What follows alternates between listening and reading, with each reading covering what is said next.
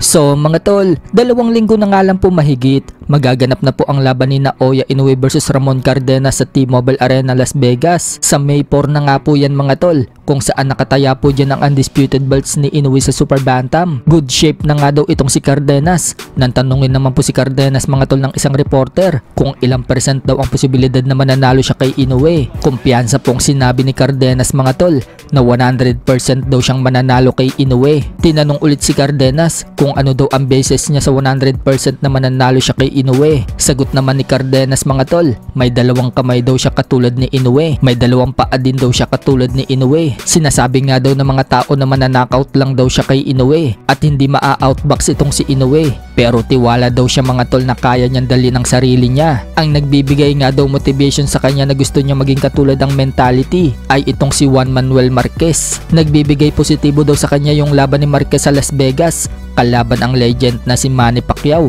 Noong patulugin daw ni Marquez si Manny Pacquiao sa pang-4 na laban. So dahil sa Las Vegas din daw siya lalaban ngayon at isang Asian fighter din ang makakalaban niya na si Inoue katulad ni Manny Pacquiao. Gusto ni Cardenas mga tol na in-knockout din si Inoue katulad ng ginawa ni Marquez kay Manny Pacquiao. So ang tanong dyan mga tol, magagawa kaya yan ni Cardenas kay Inoue? Sa mga hindi po nakakaalam mga tol, trainer din po ni Cardenas ang legend na si Joel Diaz. Nagbigay nga po ng babala itong si Diaz mga tol kay Inoue. Sinabing napaka-dangerous daw kalaban ng bata niyang si Cardenas. Plano nga daw nilang in-knockout itong si Inoue. Bagamat may nakaplano na daw na laban si Inoue sa September kontra kay Murodjon Akhmadaliev, hindi daw magiging easy fight si Cardenas para kay Inoue. Matotrouble daw si Inoue kapag hindi daw narespeto ni Cardenas ang lakas nito. Sa kabilang banda naman mga tol, mukhang pinag-aagawan po ngayon ng mga Japanese promoter ang Filipino OPBF Bantamweight Champion na si Kenneth Luber. Kung matatandaan po kasi nito lang mga nakalipas na araw, nagpahayag po ng interest ang dating promoter ni Casimero na si Masayuki Ito dito kay Kenneth Luber. Gusto nga po ni Masayuki Ito mga tol